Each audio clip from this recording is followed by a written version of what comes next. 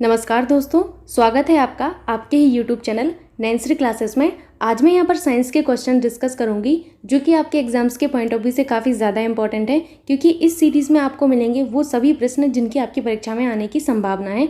तो इस सीरीज़ को अंत तक देखिएगा। आइए शुरुआत करते हैं आज की वीडियो की।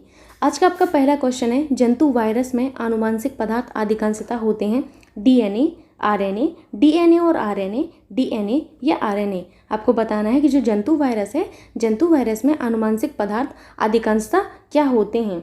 तो जंतु वायरस में अधिकांशतः जो आनुवांशिक पदार्थ हैं या तो डीएनए होता है या आरएनए होता है। ठीक है, आपको याद रखना है या तो डीएनए होगा या आरएनए होगा। अब यहाँ पर थोड़ा सा डीएनए और आरएनए के बारे में जान लेते हैं। ये जो डीएनए है, डीएनए माता पिता से वंशानुगत गुण और जो आनुवांशिक लक्षण है उनका संतानों तक पहुंचाने के लिए जिम्मेदार होता है। डीएनए का काम क्या होता है, अपने माता पिता के, जो आपके माता पिता हैं, उनके गुण और उनके जो आनुवांशिक लक्षण हैं उनको उनकी संतानों में पहुंचाने का कार्य आपका डीएनए करता है।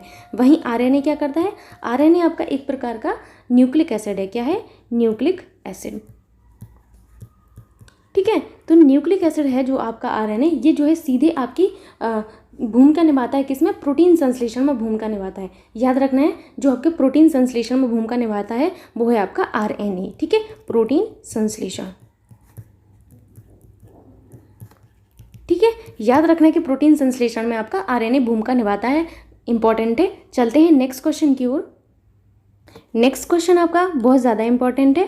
क्वेश्चन है आपका कि प्रतिजैविक औषधि अधिकतर किस से मिलती हैं, या फिर आपको प्रतिजैविक औषधियाँ किससे मिलती हैं या किससे बनती हैं बताना है। जीवाणु से मिलती हैं, विषाणु से मिलती हैं, शैवाल से मिलती हैं या फफूंदी से मिलती हैं। क्वेश्चन बहुत ज़्यादा इंपॉर्टेंट है, याद रखना है। यहाँ पर प्रतिजैविक औषधि के बारे में आपसे पूछा गया है।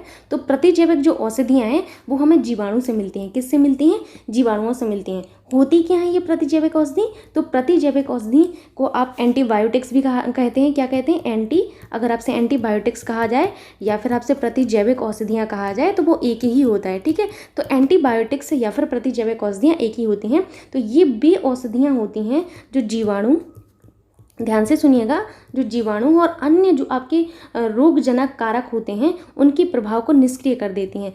क्या करती हैं ये आपकी ऐसी औषधियाँ हैं जो जीवाणु और अन्य रोगजनक जो कारक होते हैं, आपके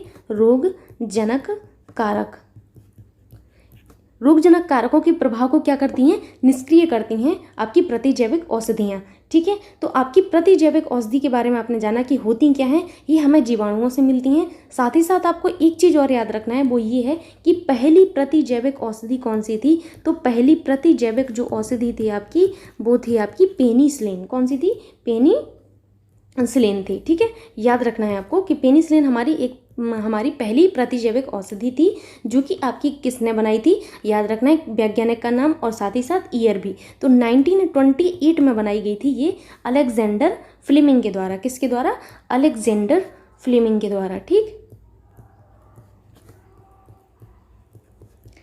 है, तो याद रखना है अलेक्जेंडर फ्लेमिंग के द्वारा पहली पेनिसिलिन औषधि जो है आपकी बनाई गई थी। प्रतिजैविक औषधियाँ हमें जीवाणु से प्राप्त होती हैं, इसीलिए आपका ऑप्शन 1 एकदम करेक्ट होगा। ठीक है, आपके जो शैवाल होते हैं, शैवाल के बारे में आपको एक चीज़ याद रखनी है, ये शैवाल जो होते हैं ये आपके ऑटोट्रॉप्स में आते हैं। ऑटोट्रॉप्स का मतलब क्या होता है, ऑटोट्रॉप्स वो होते हैं आपकी जो आपके भोजन स्वयं बनाते हैं, मतलब जिनमें क्लोरोफिल पाया जाएगा। ठीक है, तो जो आपके भोजन स्वयं बना लेते हैं या फिर जो अपने भोजन को किसी और पर डिपेंड नहीं होते हैं, तो उन्हें हम लोग क्या कहते हैं, ऑटोट्रॉप्स कहते हैं। क्या कहते हैं, ऑटोट्रॉप्स कहते हैं। यहाँ पर आप लोग ऑटोट्रॉप्स होता है, ये इस तरीके से लिखा जाएगा, ऑटोट्रॉप्स। ठीक है, ठीक, तो आपके जो शैवाल होते हैं वो ऑटोट्रॉप्स की कैटेगरी में आते हैं, क्योंकि इनमें जो है क्लोरोफिल पाया जाता है। याद रखना है, कई बार एग्जाम में पूछा जाता है कि शैवाल हैं आपके, तो आपको पता होना चाहिए कि शैवाल हमारे ऑटोट्रॉप्स होते हैं। ठीक, वहीं आपके जो कवक होते हैं, कवक, आप लोगों ने कवक का नाम सुना होगा। कवक जो हैं आपके अपना भोजन नहीं बनाते, क्योंकि इनमें क्लोरोफिल नहीं पाया जाता। अपना भोजन स्वयं वही बना सकता है जिसमें क्लोरोफिल पाया जाएगा। कवक में क्लोरोफिल नहीं पाया जाता, इस वजह से कवक अपना भोजन नहीं बना पाता। तो ऐसे आपके जो जीव हैं जो अपना भोजन स्वयं नहीं बना पाते हैं, उनको क्या कहा जाता है, उनको कहा जाता है हेट्रोट्रॉप्स कहा जाता है। क्या कहा जाता है, हेट्रोट्रॉप्स कहा जाता है। ठीक है, आई होप यहाँ पर आप सारी चीज़ें जान चुके होंगी। चलते हैं नेक्स्ट क्वेश्चन की ओर। क्वेश्चन है आपका कि उपापचय यानी कि मेटाबॉलिज्म की परिणाम स्वरूप ऊर्जा किस रूप में तुरंत रखी जाती है। वेरी वेरी इंपॉर्टेंट क्वेश्चन कि जो आपका मेटाबॉलिज्म होता है यानी कि उपापचय की परिणाम स्वरूप ऊर्जा किस रूप में रखी जाती है, एडीपी, एटीपी, ग्लूकोज या उपरोक्त सभी। तो मेटाबॉलिज्म के परिणाम स्वरूप जो ऊर्जा है वो आपकी एटीपी के रूप में रखी जाती है। किस रूप में, एटीपी के रूप में रखी जाती है। एटीपी का आपका पूरा नाम है एडिनोसिन ट्राइफॉस्फेट। ठीक है, क्या नाम है, एडिनोसिन ट्राइफॉस्फेट। ठीक है, एडिनोसिन ट्राइफॉस्फेट आपके एटीपी का पूरा नाम है, जिसे आप लोग एनर्जी करेंसी भी कहते हैं। एटीपी को क्या कहते हैं, एनर्जी करेंसी। जैसे आपकी करेंसी होती है इसी प्रकार एनर्जी की करेंसी जो है आपकी एटीपी है। ठीक है, इसको क्या कहते हैं, एनर्जी करेंसी बोलते हैं। ठीक, याद रखना है, जब आपकी जो एटीपी है, एटीपी का मतलब है एडिनोसिन ट्राइफॉस्फेट। एडिनोसिन ट्राइफॉस्फेट से एक फॉस्फेट आपका अणु हट जाता है। एक फॉस्फेट जब अणु आपका हट जाता है तो आपका एडिनोसिन डाइफॉस्फेट बन जाता है। ठीक है, तो आपकी उपापचय यानी कि मेटाबॉलिज्म क्रिया के परिणाम स्वरूप ऊर्जा जो है आपकी एटीपी के रूप में रखी जाती है, इसीलिए ऑप्शन 2 एकदम करेक्ट होगा। चलते हैं नेक्स्ट क्वेश्चन की ओर। क्वेश्चन है आपका कि जब एटीपी का परिवर्तन एडीपी में होता है तो उत्पन्न होता है विद्युत, ऊर्जा, हार्मोन, एंजाइम।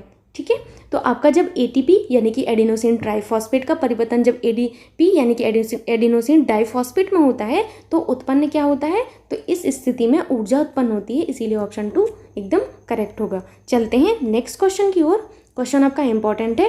क्वेश्चन है आपका कि वायरस की खोज सर्वप्रथम किसने की थी, Lamarck, Lewis pasture, Robert Koch या फिर डी लोवानस्की। बताना है आपको कि वायरस की खोज किसने की थी। तो आपकी वायरस की खोज जो है आपकी डी लोवानस्की ने की थी। किसने, डी लोवानस्की ने की थी। ठीक है, इनको क्या कहा जाता है, डी लोवानस्की को इनको फादर ऑफ बैक्टीरियोलॉजी कहा जाता है। वेरी वेरी इंपॉर्टेंट, याद रखना है कि फादर ऑफ बैक्टीरियोलॉजी। ठीक है, फादर ऑफ बैक्टीरियोलॉजी हमारे कौन है, डी लोवानस्की हैं। ठीक है, आपने यहाँ पर वायरस की खोज के बारे में जान लिया। अब आपको जानना है रॉबर्ट कोच के बारे में। रॉबर्ट कोच जो है आपकी, इनका नाम काफ़ी ज़्यादा फेमस रहा है। ये जो वैज्ञानिक हैं इन्होंने हैजा, जो आपका हैजा होता है, हैजे की टीके की जो खोज की थी वो आपकी रॉबर्ट कोच ने की थी। साथ ही साथ जो आपकी टीबी होती है, टीबी जिसे क्या कहा जाता है, तपेदिक भी कहा जाता है। तो टीबी जो है, टीबी की चिकित्सा की खोज जो है, टीबी चिकित्सा की खोज किसने की थी, आपकी जो है रॉबर्ट कोच ने ही की थी। याद रखना है, हैजे के टीके की खोज, साथ ही साथ आपकी टीबी की चिकित्सा की खोज, जिसे क्या कहा जाता है, बताना है आपको। तो टीबी के बारे में जितनी भी आपको चीज़ें आपको पता हो आप कमेंट बॉक्स में ज़रूर बताइएगा, बाकी मैं अगली वीडियो में आपको बताऊंगी। ठीक है, तो टीबी आपकी चिकित्सा की खोज आपकी किसने की थी, रॉबर्ट कोच ने की थी। याद रखना है आपको। ठीक है, अब आपका आता है लुईस पास्चर। ठीक है, ये जो लुईस पास्चर हैं, लुईस पास्चर ने जो आपके हाइड्रोफोबिया होता है, हाइड्रोफोबिया, आपने हाइड्रोफोबिया का नाम सुना होगा, ये आपका एक तरीके का फोबिया होता है। तो हाइड्रोफोबिया की चिकित्सा जो होती है, हाइड्रोफोबिया की चिकित्सा की खोज जो है आपकी लुईस पास्चर ने की थी। ठीक है, आई होप यहाँ पर आपको सारी चीज़ें समझ में आई होंगी। चलते हैं नेक्स्ट क्वेश्चन की ओर। नेक्स्ट क्वेश्चन आपका बहुत ज़्यादा इंपॉर्टेंट है। क्वेश्चन आपका कि किस ताप पर एंजाइम अधिक सक्रिय होते हैं, 40 degree Celsius, 50 degree Celsius, 60 degree Celsius या फिर 62 डिग्री सेल्सियस। किस ताप पर आपके एंजाइम जो हैं अधिक सक्रिय होते हैं। तो पहले तो एंजाइम के बारे में जान लेते हैं कि एंजाइम्स होते क्या हैं। ये जो एंजाइम है आपके एक तरह का प्रोटीन होते हैं। क्या है, एक तरह का प्रोटीन है। ठीक, याद रखना है एंजाइम्स क्या होते हैं, हमारे एक तरह का प्रोटीन होते हैं। आपके एग्जाम में कई बार आता है एंजाइम होते हैं हार्मोन, प्रोटीन या फिर हार्मोन या प्रोटीन दोनों, इनमें से कोई नहीं। तो आपके एंजाइम्स जो होते हैं वो प्रोटीन होते हैं। इनका कार्य क्या होता है, इनका कार्य बहुत ज़्यादा इंपॉर्टेंट है। ये शरीर में जो रासायनिक क्रियाएँ होती हैं उनको तेज करते हैं। रासायनिक जो क्रियाएँ होती हैं शरीर में, रासायनिक क्रियाओं को तेज जो है वो कौन करते हैं, वो एंजाइम्स करते हैं। इनका कार्य और भी क्या है, तो आइए जानते हैं। इनका कार्य है आपका भोजन को पचाना। भोजन को पचाने में आपके एंजाइम सहायक होते हैं। ठीक है, भोजन को पचाने में, साथ ही साथ आपकी मांसपेशियों के बनने और शरीर में विषाक्त पदार्थ खत्म करने के लिए भी आपके एंजाइम्स जिम्मेदार होते हैं। किस किस में, मांसपेशियों के बनने और आपकी जो शरीर में विषाक्त पदार्थ होते हैं, शरीर में विषाक्त पदार्थों की दूर करने में। खत्म करने में, ठीक है। तो आपके भोजन को पचाने में, मांसपेशियों के बनने में और शरीर में विषाक्त पदार्थों को खत्म करने में आपके एंजाइम्स जो हैं सहायक होते हैं। यदि आपको लगता है कि कोई शब्द यहाँ पर गलत हो जाता है तो आप उस चीज़ को करेक्ट कर लिया करिए खुद से, क्योंकि यहाँ पर मैं आपको वर्तनी नहीं सिखा रही हूँ, यहाँ पर मेरा उद्देश्य साइंस है, तो आप उस चीज़ को समझिए, ठीक।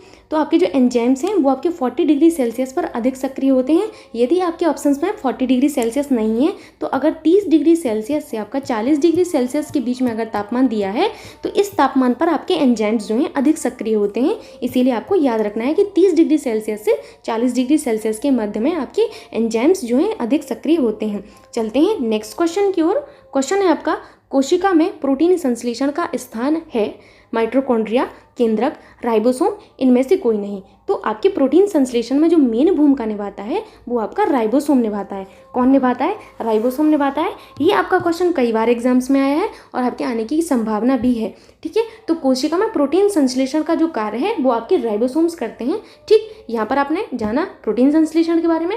नेक्स्ट आपको यहाँ पर मैं माइटोकॉन्ड्रिया के बारे में एक इंपॉर्टेंट चीज़ बताऊंगी। ये जो माइटोकॉन्ड्रिया है ये तो आप हम लोग बचपन से पढ़ते आ रहे हैं कि इसे पावर ऑफ सेल कहा जाता है, पावर हाउस कहा जाता है, पावर हाउस ऑफ सेल, ठीक है। मैं फिर से लिख देती हूँ, शायद आपको दिख नहीं रहा होगा सही से, और लिखा भी नहीं था मैंने उतना, ठीक है। तो power house of cell, power house of cell आपके माइटोकॉन्ड्रिया को कहा जाता है। बेसिकली आपकी माइटोकॉन्ड्रिया का कार्य क्या होता है? तो कोशिकीय श्वसन की क्रिया आपकी माइटोकॉन्ड्रिया में होती है। वेरी वेरी इंपॉर्टेंट, एग्जाम में पूछा जाता है, कोशिकीय श्वसन क्रिया जो है आपकी कहाँ पर संपन्न होती है? तो कोशिकीय श्वसन की जो क्रिया है ये आपकी संपन्न होती है माइटोकॉन्ड्रिया में, ठीक है। साथ ही साथ यहाँ पर एक चीज़ और आपको याद रखना है कि आपके एटीपी को एडीपी में तथा एडीपी को एटीपी में परिवर्तित जो है आपका माइटोकॉन्ड्रिया में होता है, ठीक है। याद रखना है कि एटीपी जो आपका होता है, एटीपी का एडीपी में परिवर्तन, एडीपी में परिवर्तन, या फिर आपके एडीपी का एटीपी में परिवर्तन आपकी माइटोकॉन्ड्रिया में ही संपन्न होता है, ठीक है। सीधा सीधा क्वेश्चन आपसे एग्जाम में आता है कि एटीपी का एडीपी में परिवर्तन कहाँ पर होता है? याद रखना है आपको माइटोकॉन्ड्रिया में होता है, ठीक है। अब यहाँ पर मैं थोड़ा सा केंद्रक के बारे में बताऊंगी। ये जो केंद्रक है, केंद्रक को क्या कहा जाता है? केंद्रक को आपका ब्रेन ऑफ सेल कहा जाता है। केंद्रक को क्या कहा जाता है? Brain, very very important, brain of cell. आपका जो है ब्रेन ऑफ द सेल किसे कहा जाता है? आपके केंद्रक को ही कहा जाता है, सेल यानी कि कोशिका, ठीक है। आपकी केंद्रक की खोज 1931 में हुई थी। 1931 में किसने की थी? आपकी रॉबर्ट ब्राउन ने की थी। याद रखना है कि रॉबर्ट ब्राउन ने जो है आपकी किसकी खोज की थी? केंद्रक की खोज की थी, ठीक है। कोशिकाओं में होने वाली क्रियाओं का नियंत्रण जो है कौन करता है? तो कोशिकाओं में होने वाली क्रियाओं पर नियंत्रण केंद्रक रखता है। वेरी वेरी इंपॉर्टेंट, कोशिकाओं में जितनी भी क्रियाएं होंगी, चाहे वो श्वसन हो या फिर कुछ भी क्रियाएं हो, सारी की सारी क्रियाओं पर नियंत्रण करने का कार्य किसका होता है? केंद्रक का ही होता है। तो याद रखना है कि आपकी कोशिका में होने वाली सभी क्रियाओं पर नियंत्रण रखने का कार्य केंद्रक का होता है। आई होप यहाँ तक सारे क्वेश्चन आपको समझ में आए होंगे। यदि किसी भी क्वेश्चन में कोई भी डाउट रहता है तो आप कमेंट बॉक्स पर पूछ लिया करिए, मैं उसका जवाब जरूर दूंगी। साथ ही साथ यदि वीडियो आपको अच्छा लगता है तो वीडियो को लाइक कर दिया करिए और अपने दोस्तों के साथ शेयर भी कर दिया करिए। चलते हैं नेक्स्ट क्वेश्चन पर। तो यहाँ पर आपका नेक्स्ट क्वेश्चन है, शरीर में अधिकतम ऊर्जा संचय किस पदार्थ के रूप में होता है? वेरी वेरी इंपॉर्टेंट क्वेश्चन कि शरीर में जो अधिकतम ऊर्जा है उसका संचय किस पदार्थ के रूप में होता है? ऑप्शन है आपके ग्लाइकोजन, वसा, प्रोटीन, विटामिन। बताना है शरीर में अधिकतम ऊर्जा का संचय किस रूप में होता है? तो वसा के रूप में होता है। किस रूप में होता है? वसा के रूप में होता है। यहाँ पर मैं आपको एक बहुत इंपॉर्टेंट चीज़ बताऊंगी कि आपका 1 ग्राम जो वसा होता है, 1 ग्राम वसा के टूटने पर आपकी 9.1 कितना 9.1 कैलोरी जो है ऊर्जा मिलती है। वहीं आपके 1 ग्राम प्रोटीन के टूटने पर आपको 4.2 कैलोरी ऊर्जा मिलती है, ठीक है। याद रखना है 1 ग्राम वसा के टूटने पर 9.1 कैलोरी ऊर्जा मिलती है। वहीं 1 ग्राम आपके प्रोटीन के, ये है प्रोटीन, ठीक है, 1 ग्राम प्रोटीन के टूटने पर आपको 4.2 कैलोरी ऊर्जा मिलती है, ठीक है। चलते हैं नेक्स्ट क्वेश्चन की ओर। क्वेश्चन इंपॉर्टेंट है, कोबाल्ट धातु किस विटामिन में होती है? विटामिन B1, B2, B6 या फिर B12। बताना है कि किस आपके विटामिन में कोबाल्ट धातु होती है। ये क्वेश्चन आपका एग्जाम में आया है और इंपॉर्टेंट है। याद रखना है कि कोबाल्ट धातु जो है आपकी विटामिन B12 में होती है। किस में होती है? विटामिन B12 में आपकी कोबाल्ट धातु होती है। विटामिन B12 का रासायनिक नाम क्या है? तो विटामिन B12 का रासायनिक नाम है आपका राइबोफ्लेविन। मैं आपको ये ट्रिक के माध्यम से सारी चीज़ें बता चुकी हूँ। यदि आप लोगों ने नहीं नहीं देखी है तो आप लोग पिछला वीडियो देख सकते हैं। ठीक है, तो आपके विटामिन B12 का नाम है राइबोफ्लेविन। ठीक है, फ्लेविन, राइबोफ्लेविन आपकी विटामिन B12 का रासायनिक नाम है। वहीं विटामिन B12 के स्रोत कौन कौन से हैं? तो स्रोत है इसके मांस के बाद हरी सब्जियां आपकी विटामिन B12 की जो है स्रोत होती हैं। आपको पता है कि विटामिन B12 की कमी से घातक एनीमिया होता है, वहीं विटामिन B6 की कमी से एनीमिया होता है। ठीक है, एनीमिया होता क्या है? रक्त अल्पता होती है, शरीर में हीमोग्लोबिन जो है कम बनता है, यानी कि RBC की संख्या कम होने लगती है। ठीक है, तो हरी सब्जियों के अलावा कोई सोयाबीन में, ठीक है, सोयाबीन के अलावा आपके अंडा जो होता है, अंडा, इन सब चीज़ों में आपका विटामिन B12 होता है। ठीक है, विटामिन B12 की कमी से काफ़ी सारी प्रॉब्लम्स देखने को मिलती हैं, जैसे कि आपकी इसकी कमी से क्या होता है, याद रखना इंपॉर्टेंट है। इसकी कमी से बाल जो होते हैं, बाल फटना शुरू हो जाते हैं। कभी कभी आप लोगों ने देखा होगा कि स्प्लिट एंड्स देखने को मिलते हैं हेयर्स में, तो वो बालों का फटना जो है हमारा विटामिन B12 की कमी से ही होता है। यदि आपके बाल फटे ना हो तो आप एक काम करिएगा, आप पार्लर जाइएगा, या फिर लड़के भी अपने पार्लर जो भी उनका बैंड बॉक्स होता है उसमें जाइएगा। आप लड़कियों वाले में ज़्यादा होता है, तो लड़कियों वाले पार्लर में होता है क्या है, यदि आपके बालों में कोई प्रॉब्लम भी नहीं होगी, वो लोग आपके बालों में 10 प्रॉब्लम गिना देंगे, आपको 10 प्रॉब्लम वहीं के वहीं गिना देंगे। ठीक है, और आपको बोलेंगे मैम मात्र कुछ पैसों का ही आपको एक ट्रीटमेंट देंगे और आपके स्प्लिट एंड्स बिल्कुल ख़त्म हो जाएंगे। जैसे मैं गई तो मुझे बोला कि मैम बस आपको ज़्यादा पे नहीं करना पड़ेगा, आपको बहुत अच्छा एक हम लोग ट्रीटमेंट देंगे, उसमें आपके स्प्लिट एंड्स ख़त्म हो जाएंगे। हालांकि थे नहीं स्प्लिट एंड्स, लेकिन वो लोग इस तरीके से उल्लू बनाते हैं। बोला मैम बस ज़्यादा का नहीं है, 5000 का है, बोला हमसे 5000 का है। मैंने बोला कि भैया सॉरी, हम तो बिल्कुल कभी ना करा पाए। तो इस तरीके से यदि आपकी स्प्लिट एंड्स है भी नहीं और आप चाहते हैं कि मुझे स्प्लिट एंड्स देखना है, तो पार्लर जाइए और आपको पता चल जाएगा स्प्लिट एंड्स के बारे में। ठीक है, तो लड़कियां विशेषकर इस चीज़ से परिचित होंगी। ठीक, तो विटामिन B12 की कमी से क्या होता है, बालों का फटना शुरू हो जाता है, बाल फटना। साथ ही साथ और क्या होता है, बाल फटने के अलावा जीभ पर जो आपका जीभ का कटना, ये सब आपकी चीज़ें, बाल का फटना, आपकी जो जीभ होती है यानी कि टंग जो आपकी होती है, जीभ का कटना। ठीक, कभी कभी जीभ का कटने का कारण एक और हो सकता है, जो बहुत ज़्यादा बोलते हैं ना, तो उनके बोलते बोलते जीभ कट जाती है, या फिर बहुत ज़्यादा जल्दी जल्दी तो खाना खाते हैं, उनकी भी जीभ कट जाती है। ठीक है, तो जीभ कटना और आपके साथ साथ बालों का झड़ना का मेन जो रीज़न होता है विटामिन B12 की कमी से ही होता है, बाल झड़ना।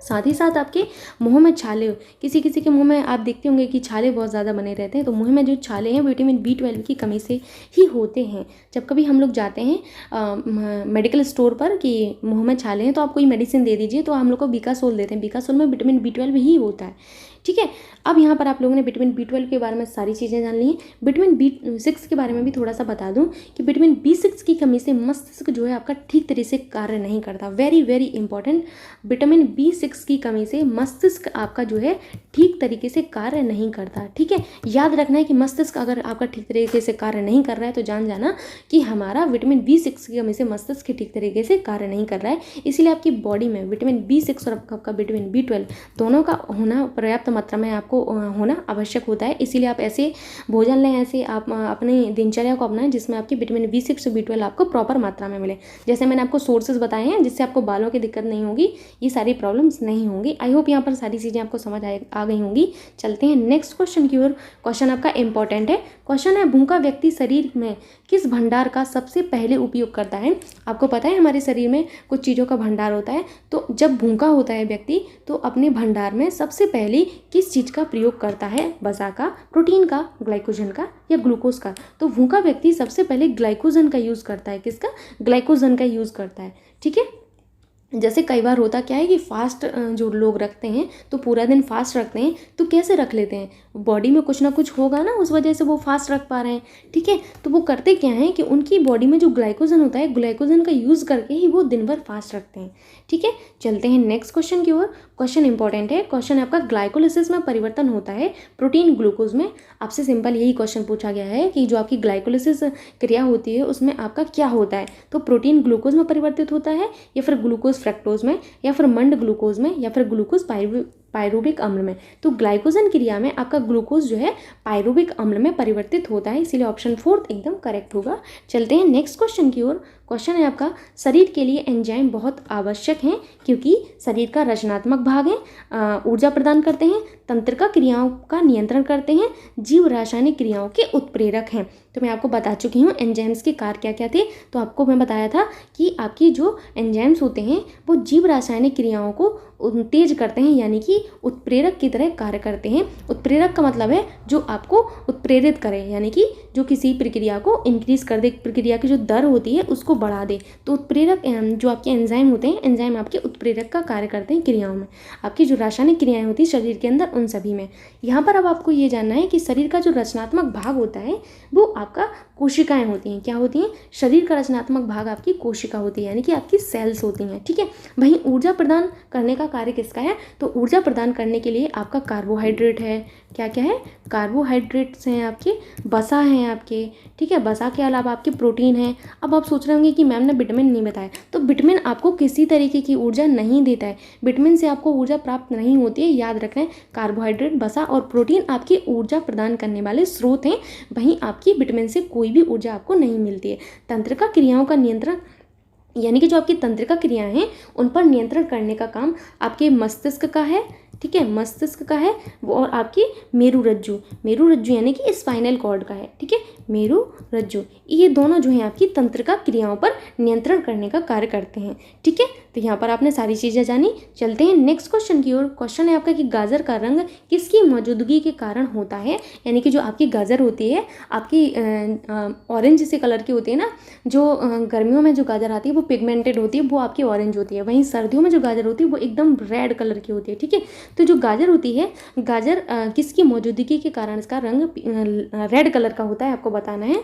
तो ऑप्शन है आपके क्लोरोफिल, फाइकोसाइनिन, फाइकोरिथिन या फिर आपका कैरोटीन। बताना है कि गाजर का रंग किसकी मौजूदगी के कारण लाल कलर का होता है। तो गाजर का रंग कैरोटीन की उपस्थिति के कारण रेड होता है। ये क्वेश्चन तो सिंपल था, हालांकि यहाँ पर आप लोगों को पता होगा, लेकिन यहाँ पर मैं आपको ये बताना चाह रही थी, ये जो आपका कैरोटीन है, कैरोटीन का संश्लेषण केवल पौधों द्वारा होता है। वेरी वेरी इंपॉर्टेंट, ये जो कैरोटीन है इसका संश्लेषण केवल पौधे ही कर सकते हैं। ठीक है। संश्लेषण, ठीक है, इनके संश्लेषण का कार्य केवल पौधे करते हैं, जंतु नहीं करते। ठीक है। जंतु आपके कैरोटीन के संश्लेषण का कार्य नहीं करते। ये सामान्यतः आपका रेड कलर का होता है। कैरोटीन कैसा होता है? लाल कलर का होता है, जिस वजह से आपकी गाजर भी रेड कलर की होती है। ठीक है।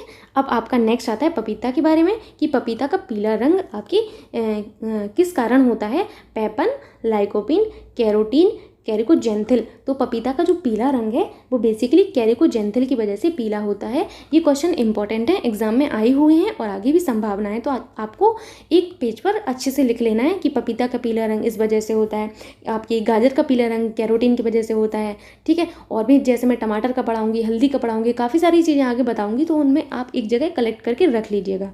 ठीक। पपीते का पीलापन जो है आपके कैरिकोजेंथिल की वजह से होता है। चलते हैं नेक्स्ट क्वेश्चन की ओर। क्वेश्चन है आपका, निम्नलिखित में से पेड़ के वर्षों की आयु का पता लगाने हेतु कौन सी तकनीक का प्रयोग किया जाता है? उसमें फूल खिलने के मौसम की गणना, पेड़ की छाल के आकार की माप, या फिर पेड़ के छल्लों की संख्या की गणना, या शाखाओं की संख्या की गणना। क्वेश्चन इंपॉर्टेंट है, आया हुआ है कई बार एग्जाम में, आपसे पूछा जा रहा है। आपका मान के चलिए कोई पेड़ है आपके घर में। ठीक है। इस तरीके से आपका जो पेड़ है, ये जो पेड़ है इसकी आयु का पता आप किस तरीके से लगाएंगे, आपसे ये पूछा जा रहा है। तो आप कौन कौन सी टेक्निक्स अप्लाई कर सकते हैं, किन टेक्निक से बता सकते हैं कि ये जो पेड़ है इतने साल पुराना है। मान के चलिए आपके घर में दादाजी हैं तो वो तो बता देंगे कि ये उतना पुराना है, इतना पुराना है। ठीक है। लेकिन आपके घर में अगर मान के चलिए दादाजी नहीं है, तो आप कैसे पता लगाएंगे कि ये पेड़ कितने वर्ष का है? उसमें खिलने वाले फूल की वजह से? बिल्कुल नहीं, इससे तो हम पता नहीं लगा सकते, क्योंकि फूल तो हर मौसम में खिलते हैं। आपके पेड़ की छाल की आकार की माप से? नहीं। पेड़ के छल्लों की संख्या की गणना जो है, आप इससे पेड़ की आयु का पता कर सकते हैं कि हमारा पेड़ कितने वर्ष का है। पेड़ की छल्लों की जो संख्या होगी, पेड़ के छल्ले जो होते हैं उसकी संख्या से आप बता सकते हैं कि पेड़ कितना पुराना है। आई होप यहाँ तक आपको सारे क्वेश्चन अच्छे से समझ में आए होंगे। यदि आपको वीडियो अच्छा लगता है तो आप सभी से रिक्वेस्ट है कि आप लोग वीडियो को लाइक कर दिया करिए, साथ ही साथ वीडियो को अपने दोस्तों के साथ शेयर कर दिया करिए। आपका ये थोड़ा सा सपोर्ट मुझे बहुत मोटिवेट करता है कि मैं आपके लिए इसी तरीके के और भी वीडियोज़ लाऊं। And thank you so much Nancy classes पर बने रहने के लिए। मिलते हैं अगली वीडियो में, तब तक के लिए बाय बाय, टेक केयर।